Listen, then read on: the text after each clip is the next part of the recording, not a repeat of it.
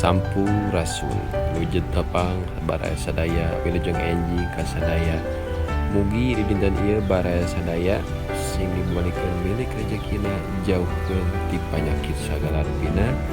Hayu urang jaga diri sumberah ka Gusti babakti ka agamana urang pasrahkeun diri hayu urang ngadoa urang sing dijauhkeun ti panyawat nu namana virus COVID-19.